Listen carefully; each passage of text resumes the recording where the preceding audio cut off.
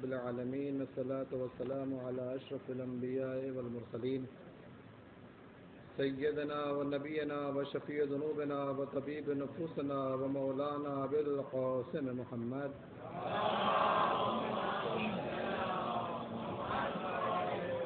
وآله الطيبين الطاهرين المعصومين المظلومين المنتخبين على لعنة الله على أعدائهم أجمعين من يومنا هذا إلى يوم الدين. أما بعد فقد قال الله تبارك وتعالى في كتابه المجيد والفرقانه الحميد وقوله الحق. بسم الله الرحمن الرحيم.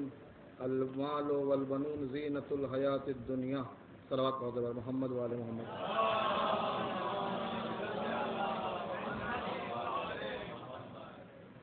قرآن مجید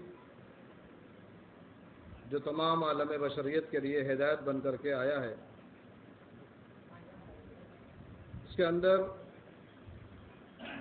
یہ ارشاد ہو رہا ہے کہ مال اور اولاد دنیاوی حیات کے لیے زینت ہے. یعنی اگر انسان کو دنیاوی حیات کو مزین کرنا ہے، دنیاوی حیات کو زینت بخشنا ہے، دنیاوی حیات کو سجانا ہے، تو اس کے پاس مال کا بھی ہونا ضروری ہے، اولاد کا بھی ہونا ضروری ہے. مال اور اولاد دنیاوی حیات کے زینت کے اسباب ہیں. اور دوسری جگہ پر سورہ منافقون میں قرآن مجید ارشاد فرما رہا ہے کہ لا تہلکم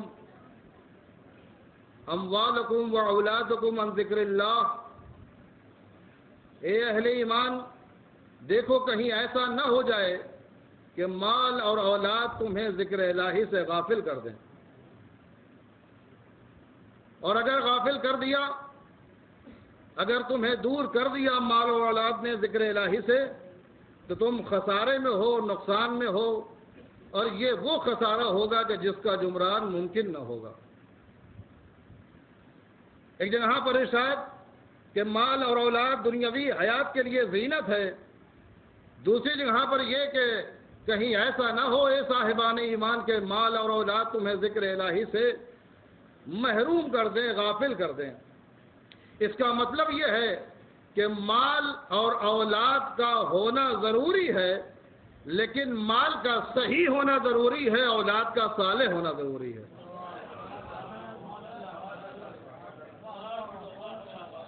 یہ زینت دنیاوی کے لیے مال بھی ضروری ہے، زینت حیات کے لیے اولاد کا ہونا بھی ضروری ہے، لیکن ہر مال راس نہیں آتا ہے سب کو، نہ ہر اولاد راس آتی ہے.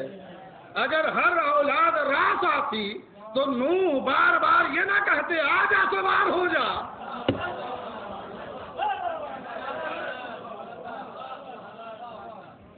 اگر مال راس آتا تو فرعون خدائی کا دعویٰ نہ کرتا،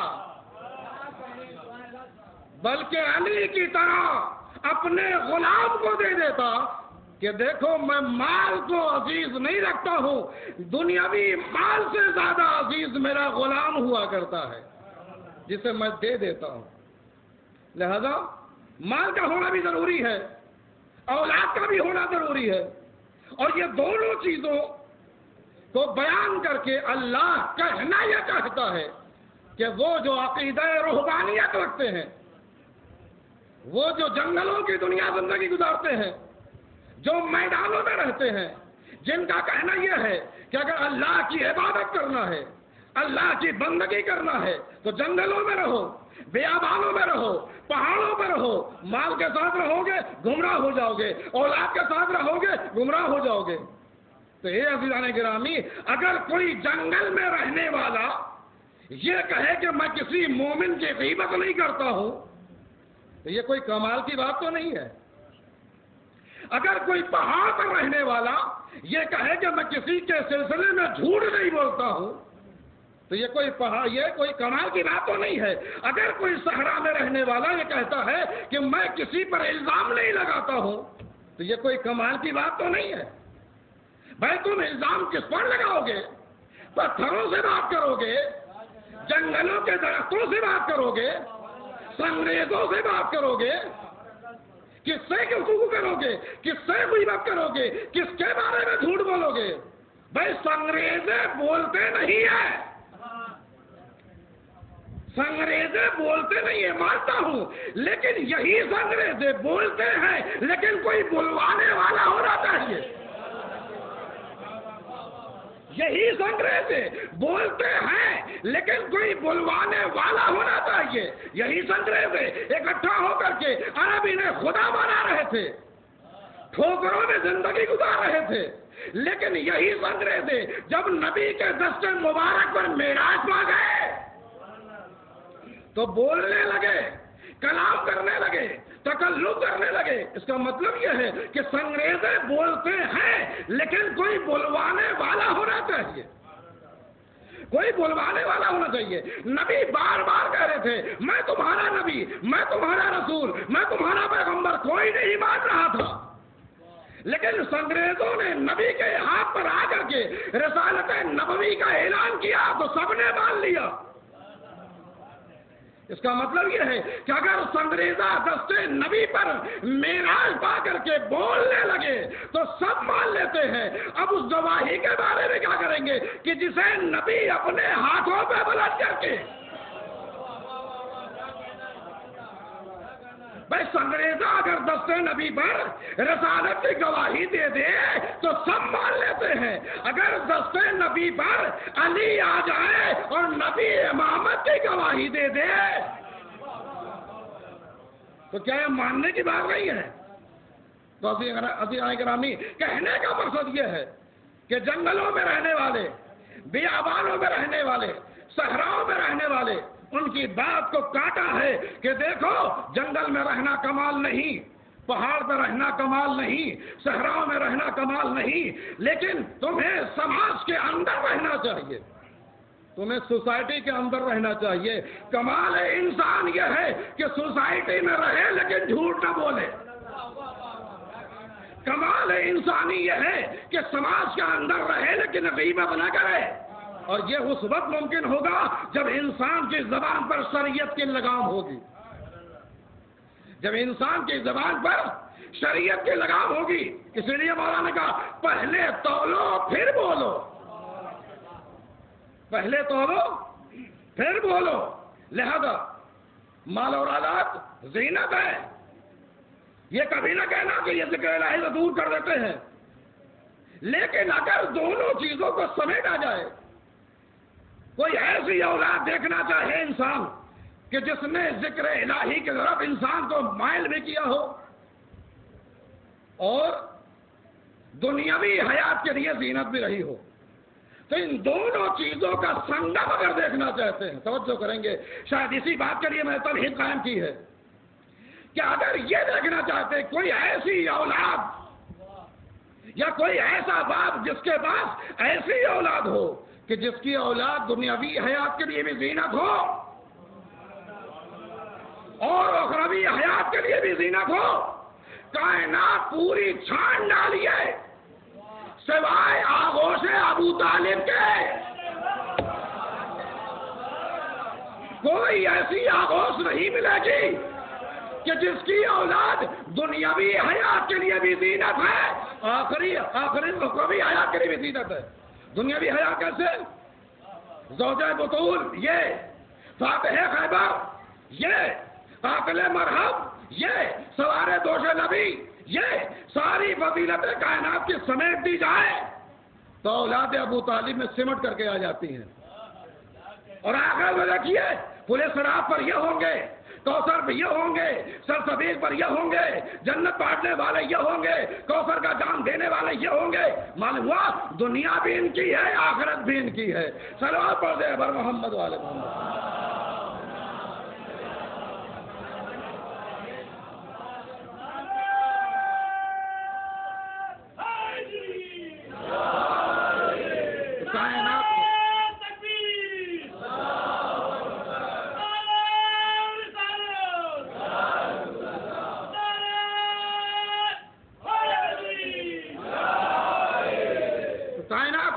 تنہا ایک ابو طالب کی ذات ہے کہ جس کی اولاد دنیاوی حیات کے لیے بھی زینت ہے اخروی حیات کے لیے بھی زینت ہے، اور یہ آنے والا کوئی اور نہیں ہے، یہ آنے والا کوئی اور نہیں ہے، ابو طالب کا پوتا ہے، علی کا لاڈلا ہے، فاطمہ کا بیٹا ہے، اور یہ فاطمہ زہرا کا بیٹا، علی کا لال، حسنین کا چہیتا بھائی۔ اگر اس کے سلسلے میں سمجھنا ہے تو ایک خاکہ کھینچنا پڑے گا آپ کو، اور وہ خاکہ یہ ہے کہ پہلے یہ دیکھنا پڑے گا کہ اس کی حیات گزری کیسے۔ سن 26 ہجری سے لے کر کے 40 سال تک، یہ 40 ہجری تک پیدر بزرگوار علی ابن ابی طالب علیہ السلام کے زیر سایہ گزری۔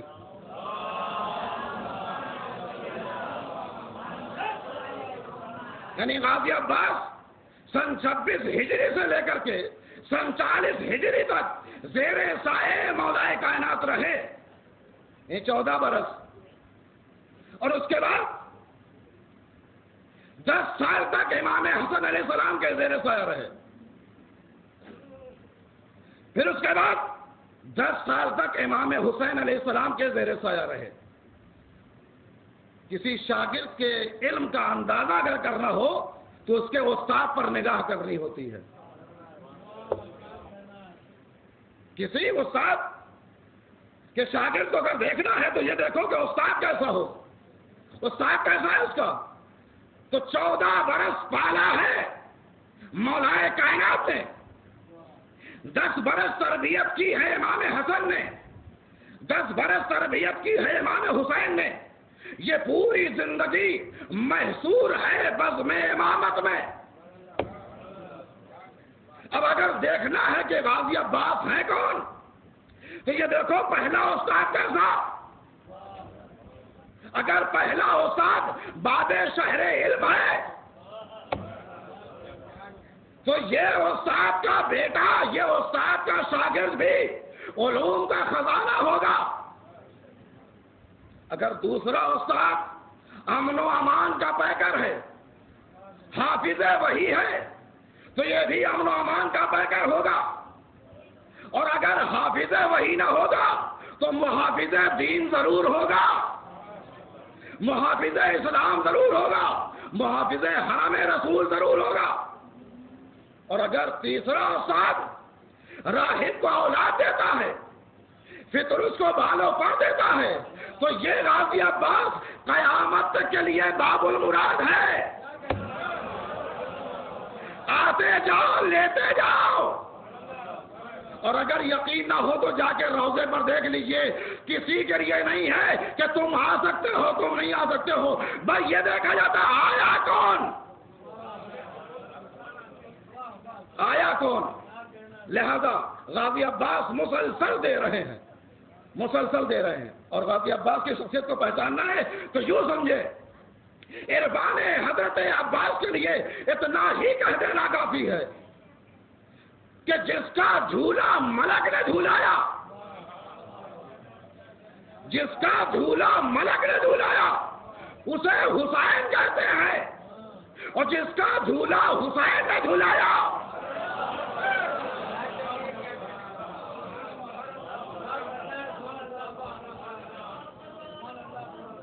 جس کا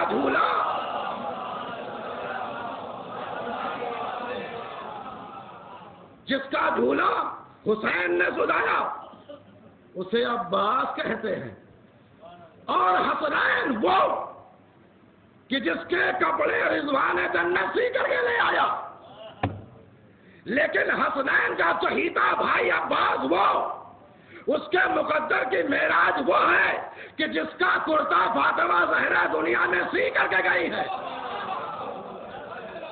صلوات ہو دے پر محمد والے محمد کو۔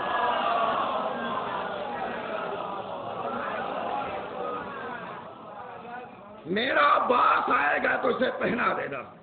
اللہ اکبر، کتنی ارمان تھا، کتنا خیال تھا اپنے بیٹے عباس، کتنا خیال تھا۔ آپ کو معلوم ہے یہ تمنائے علی کا نام ہے عباس، آرزوئے مصطفیٰ کا نام ہے عباس، تمنا حیدر کرار کا نام ہے عباس. علی نے سب سے عظیم نماز شب میں اگر کسی چیز کو مانگا ہے تو وہ وجود عباس ہے. معمولی بات نہیں ہے. نبی یا امام ہر چیز نہیں مانگا کرتے، اللہ بھی مانگے انہیں دیا کرتا ہے. لیکن علی نے نماز شب میں اپنی عظیم دعا کے درمیان اگر کوئی شے مانگی ہے تو وہ وجود عباس ہے.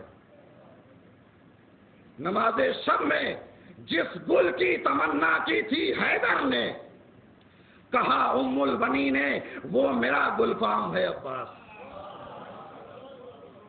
نماز شب میں مولا کائنات نے مانگا تھا. اور کیوں مانگا تھا؟ جب سے مباہلے میں یہ سن لیا کہ حسنین پیغمبر کے بیٹے ہیں، بس وہیں سے دل تڑپنے لگا، خیال آنے لگا کہ پیغمبر کے بیٹے پر اگر کوئی مصیبت آ جائے گی تو کام کون آئے گا. بس یہی خیال ستا رہا تھا کہ دل میں تمنا ابھرنے لگی. اور جناب عقیل کو بلایا اور بلانے کے بعد کہا کہ کوئی ایسا خاندان تلاش کرو کہ جس کے اندر کوئی شجاع اور بہادر خاتون ہو، اس کے بطن سے شجاع اور بہادر بچہ پیدا ہو. عزیزان گرامی، ایک جملہ کہہ دوں، کیا عقیل انصاب عرب تھے؟ تو کیا مولا کائنات انصاب عرب نہیں تھے؟ یہ مولا کائنات نے جناب عقیل ہی سے کیوں کہا؟ تو اس لیے نہیں کہا کہ خاندان کے بارے میں عقیل کو معلوم تھا، علی کو معلوم نہیں تھا، بلکہ عقیل سے کہنے کا راز یہ تھا. عقیل سے کہنے کا راز یہ تھا، اے عقیل دیکھو میں بھی ایک بچہ تلاش کر رہا ہوں، تم بھی انتظام کر لو حسین پر فدا کرنے کے لیے، تم بھی فدا کرنے کے لیے. اور جناب عقیل نے بھی مسلم کو تیار کیا. مولا کائنات نے دعاؤں کے ذریعے سے عباس کو اور جناب ام البنین کے بطن سے جب یہ بچہ پیدا ہوا ہے تو ہمیشہ یہ درس دیا ہے، تم غلام ہو وہ آقا ہے، تم غلام ہو وہ آقا ہے، تم غلام ہو وہ آقا ہے. یہی وجہ ہے مرتے مرتے زندگی گزر گئی عباس کی، لیکن ہمیشہ آقا کہا ہے، بھائی نہیں کہا. آقا کہا ہے، بھائی نہیں کہا ہے. جب خطبہ دے رہے تھے مولا کائنات اور امام حسین علیہ السلام نے کہا کہ بابا مجھے پیاس محسوس ہو رہی ہے، تو جناب قمبر اٹھے اور پانی پلانا چاہتے ہیں. کیا عباس غازی نے ایک مرتبہ ننھے ہاتھوں کو بلند کر کے قمبر کے شانے پر رکھا، کہا چچا قمبر بیٹھ جائیے، غلام حاضر ہے. اللہ رے عظمت مولا کائنات، اللہ رے عظمت امام حسین، اللہ رے عظمت عباس غازی. یہ گھرانہ ہی عجیب ہے، یہ گھرانہ ہی عجیب ہے. خدمت کے لیے عباس کو پالا ہے اور زندگی گزار دی ہے خدمت کے لیے. وہ روایت آپ نے سنی ہوگی، اور یہ فطرت کا تقاضا ہے کہ گھر میں اگر بہنیں بڑی ہوتی ہیں، بھائی چھوٹے ہوتے ہیں، تو بھائی بہنوں کی انگلیاں پکڑ کے چلتے ہیں تاکہ چلنا سیکھ جائیں. لیکن یہاں پر فطرت تبدیل ہو چکی ہے، یہاں پر فطرت تبدیل ہو چکی ہے. زینب ام کلثوم بڑی ہے، عباس چھوٹے ہیں، لیکن زینب اور ام کلثوم عباس کا ہاتھ پکڑ کے چل رہی ہیں. علی نے پوچھا، اے بیٹیو کیا تم عباس کو چلنا سکھا رہی ہو؟ کہا نہیں بابا، میں چلنا نہیں سکھا رہی ہوں، بلکہ میں عباس کے ساتھ چلنا سیکھ رہی ہوں. عباس کے ساتھ چلنا سیکھ رہی ہوں. عزیزان گرامی، کائنات کے لیے اگر کوئی ڈھارس ہے تو وہ اہل بیت کی ذات ہے. کائنات کے لیے اگر کوئی سہارا ہے تو وہ اہل بیت کی ذات ہے. کائنات کی ایک ایک فرد پوری کائنات کی آس ہے، لیکن اہل بیت کی ایک ایک فرد کی آس اگر ہے تو وہ عباس ہے. زینب کی آس عباس، ام کلثوم کی آس عباس، سکینہ کی آس عباس، حسین کی آس عباس، علی کی آس عباس. یعنی اہل بیت پوری کائنات کے لیے ڈھارس ہے، لیکن اہل بیت کے لیے عباس کی ذات ڈھارس ہے. یہ ہے عباس کی ذات. اور جناب عباس وہ علمدار جس کی علمداری آج تک قائم ہے. صرف تعارف کرانا ہے، تفصیلی موقع نہیں ہے بیان کرنے کا. جناب عباس وہ علمدار ہے جو دوسرے علمدار سے جداگانہ ہے. جنت سے سب سے پہلے علم جناب شیش کو ملا. حمزہ نے اٹھایا، جعفر نے اٹھایا، علی نے اٹھایا، لیکن ہوا کیا؟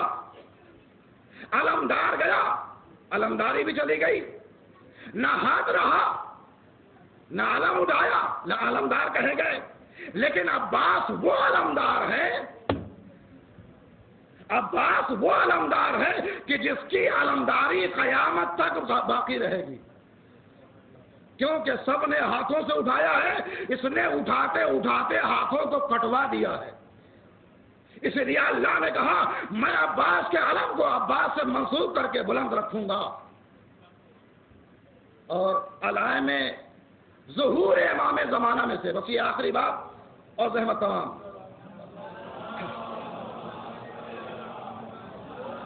علائم ظہور امام زمانہ میں سے ہے کہ امام زمانہ کے سامنے ایک علم آویزہ ہے.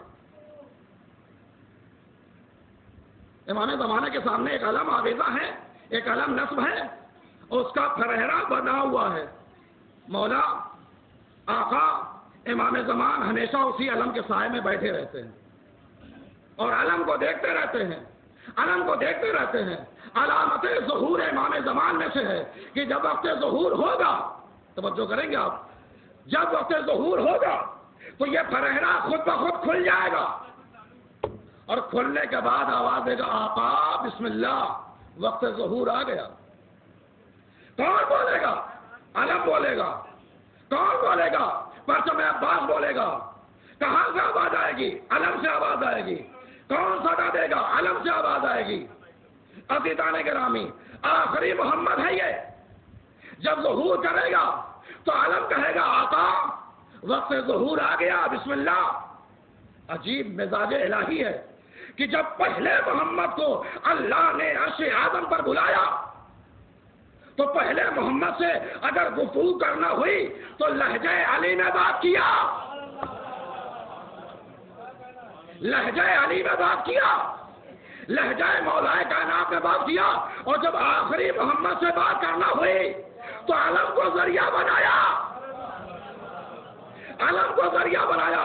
اور عزیزان گرامی ایک بات اور عرض کر دوں کہ جب پہلا محمد آیا تھا، آخری بات ہے، جب پہلا محمد آیا تھا تو دو چیزیں لے کر کے آیا تھا، ایک قرآن اور ایک اہل بیت. توجہ کر لیں، شاید یہ بات واضح ہو جائے کہ نبی جب آئے تھے، آخری محمد آیا تھا، پہلا محمد جب آیا تھا تو قرآن و اہل بیت لے کر کے آیا تھا. کس لیے لے کر کے آیا تھا؟ اللہ نے کہا قرآن پیش کرنا، نہ سمجھ میں آیا اہل بیت کا استعمال کرنا. جب آخری محمد آئے گا تو کیا لے کر کے آئے گا؟ علم اور ذوالفقار لے کر کے آئے گا. اگر بات یہ آپ نہ سمجھے تو کوئی نہ سمجھ پائے گا. جب آخری محمد آئے گا، روایت میں ہے کہ علم اور ذوالفقار لے کر کے آئے گا. پہلا محمد قرآن و اہل بیت لے کر کے آیا. اللہ نے کہا قرآن پیش کرنا، نہ سمجھ میں آیا اہل بیت کو استعمال کرنا.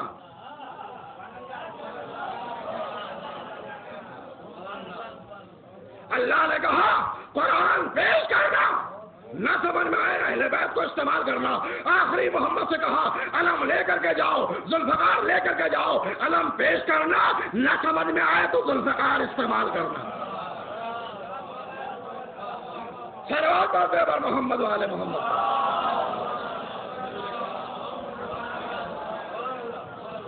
یہ غازی عباس کا علم ہے.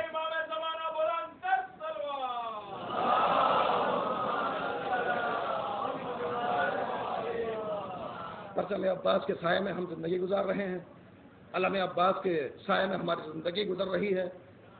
علم اٹھاتے اٹھاتے ہماری زندگی گزر رہی ہے. اور شاعر کہتا ہے کہ دیکھ لے دنیا یہ ہے جاہو حشم عباس کا. دیکھ لے دنیا یہ ہے جاہو حشم عباس کا، جھومتی ہے آج بھی موجے قدم عباس کا. اور ہو کسی میں دم تو وہ بازو ہمارے کاٹ لے، ہم قیامت تک اٹھائیں گے علم عباس کا. ہم قیامت تک اٹھائیں گے علم عباس کا. اور یہ علم ہے کیا چیز سمجھ کریں کہ اہل دل کے لیے پرجوش کہانی ہے علم. اہل دل کے لیے پرجوش کہانی ہے علم. عظمت آل محمد کی نشانی ہے علم. فوج کا دل ہے سپاہی کی جوانی ہے علم. دوستو لشکر اسلام کا جانی ہے علم. دوستو لشکر اسلام کا جانی ہے علم. اور دستے غدار پہ کھلتا نہیں ہلتا ہے علم. دستے غدار پہ کھلتا نہیں ہلتا ہے علم. اس لیے دستے وفادار کو ملتا ہے علم. اور کھول کر کان ذرا بانی بدعت سن لے. یہ علم رکھتا ہے کس درجہ فضیلت سن لے. تجھ کو معلوم نہیں ہے یہ حقیقت سن لے. جنگ خیبر کی وہ مشہور روایت سن لے.